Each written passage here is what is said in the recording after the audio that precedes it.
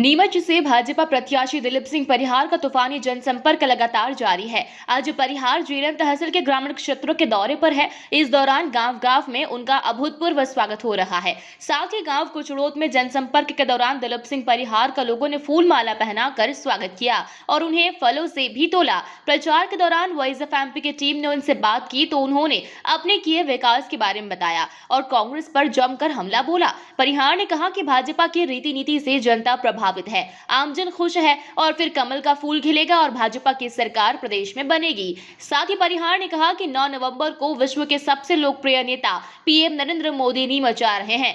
पूरे संसदीय क्षेत्र में मोदी कमल खिलाएंगे। मैं सभी से आग्रह करता हूं कि अधिक से अधिक संख्या में सभा स्थल पहुंचे।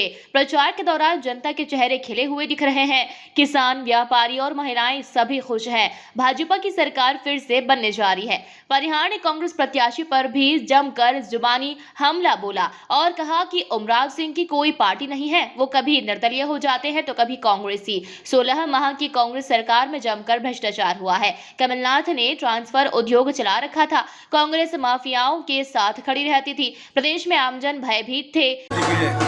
नेता सरपंच है और पूर्व हमारे सरपंच की वजह से, कार्यशैली की वजह से यहाँ कमल का बटन दबेगा और कमल खिलेगा। भारतीय जनता पार्टी की रीति नीति और विचारधारा के आधार पर लोग प्रसन्न है। देश में एक देवदुर्लभ प्रधानमंत्री नरेंद्र मोदी जी जो 9 तारीख को नीमच की धरती पर पूरे संसदीय क्षेत्र के कमल खिलाने के लिए पधार रहे।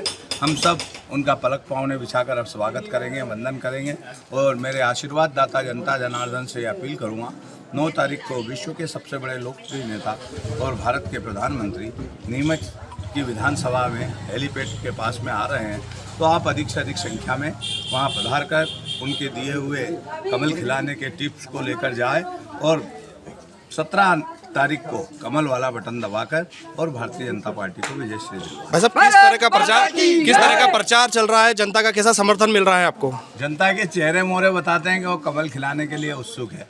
लाडली बहना जब दिखती है दरवाजे पे और हम उनसे कहते हैं बहना कमल खिलाना, तो उनके चेहरे की मुस्कान बताती है कि वो 17 तारीख को कमल वाला बटन दबाएगी और आशीर्वाद देगी। निश्चित ही सबका साथ, सबका विकास, सबके विश्वास के आधार पर भारतीय जनता पार्टी चलती है और हम जात पात से ऊपर उठकर सबका भला करने का काम किया है। प्रधानमंत्री जी ने यदि आयुष्मान कार्ड दिया है तो हिंदू को भी दिया, मुसलमान को भी दिया, सिख को भी दिया, ईसाई को भी दिया।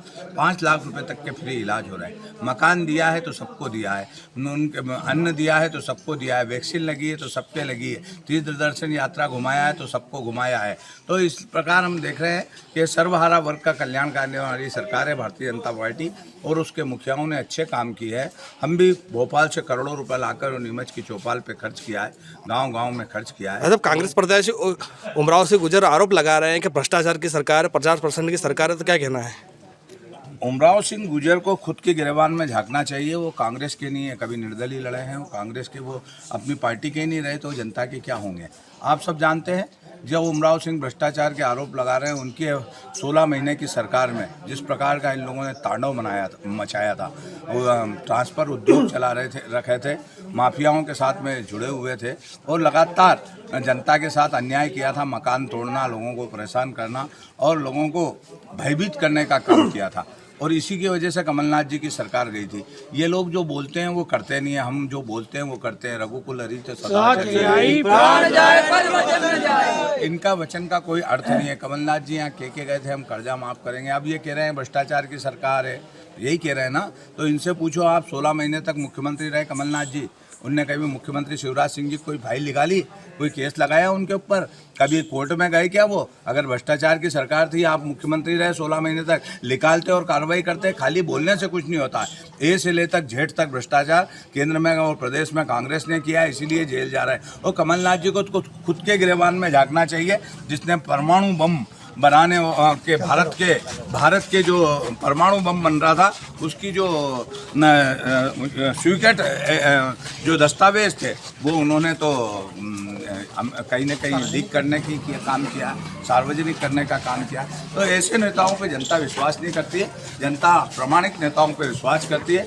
नरेंद्र मोदी जी ने आज जो काम किए हैं वो अद्भुत है। माननीय शिवराज सिंह जी चौहान साहब ने जो गरीबों के लिए काम किया है, चाहे बेटी का विवाह हो, निकाह हो, तीर्थ दर्शन यात्रा हो, ऐसे अनेक काम किए। आज हर पंचायत में सड़कें बनी हैं, सीसी रोड पे हम घूम रहे हैं, पीने के पानी की व्यवस्था हो रही है। गांधी सागर से पानी नीमच जिले के प्रत्येक गांव में आ रहा है। ये माताएं बहनें कहीं हैंडपंप चलाती थी, कहीं आप देख रहे होंगे कहीं कुएं से बेवड़ा रखकर पानी लाती थी, आज पाइपलाइन डल रही है और पीने की शुद्ध पानी की व्यवस्था भी सरकार कर रही है। अपने प्रत्याशी घोषित होने के बाद दौरा था कुचड़ोद में और विधायक जी ने डोर टू डोर जाकर के संपर्क किया है और समर्थन की मांग करी है।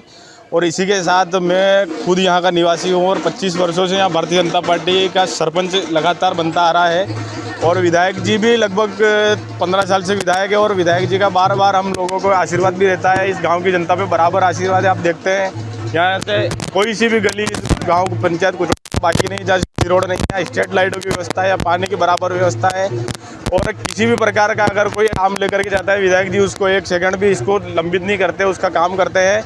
और एक सिर्फ विधायक हमको मिले हैं, हम सौभाग्य समझते हैं और आगे भी हम विधायक जी को ऐतिहासिक मतों से जीता करके और भोपाल भेजेंगे। और विधायक ही नहीं, दिलीप सिंह जी परिहार इस बार मंत्री बनने वाले हैं और हम सबका प्रतिनिधित्व करने वाले हैं। राहुल जी, आप कह रहे हैं यहाँ से पंचायत में अच्छा विकास हुआ, पिछली बार विधानसभा चुनाव में बीजेपी क्यों आ रही है यहाँ से? विधानसभा चुनाव का उसका एक अलग फैक्टर था, थोड़ा सा जातिवादी भी था, थोड़ा सा लोगों में रोष भी था। इस बार विधायक जी का कहीं से कहीं तक थोड़ा बहुत भी कोई विरोध नहीं है, हम सब लोग मिलकर के काम कर रहे हैं। और ये आप देखते होंगे सब युवा लोग हम साथ में हैं और इस बार लाडली बहनाओं में 100% मतदान यहाँ होगा। और आप भी देखा होगा अभी महिलाओं को सबसे ज़्यादा समर्थन मिल रहा है दिलीप जी को। और हम आशा करते हैं कि इस पंचायत से कम 400 से 500 वोटों से भारतीय जनता पार्टी विजयी होगी। किस तरह का माहौल देखने को मिल बहुत रहा है? शानदार स्वागत हुआ उनका और एक तरफा यहाँ से भाजपा चुनाव जीतेगी। इस क्षेत्र में बहुत मतलब अच्छा माहौल है और बहुत सारे विकास कार्य भी विधायक जी ने यहाँ करवाए इस ग्राम पंचायत में। भाजपा का अच्छा माहौल है। किस तरह का माहौल देखने को मिल रहा है, किस तरह का लोगों का समर्थन मिल रहा है? बहुत अच्छा समर्थन मिल रहा है। लाडली बहना का लगभग 100% वोट भारतीय जनता पार्टी को मिल रहा है और युवा सब। देखिए पवन राव शिंदे के साथ हरिओम माली की रिपोर्ट।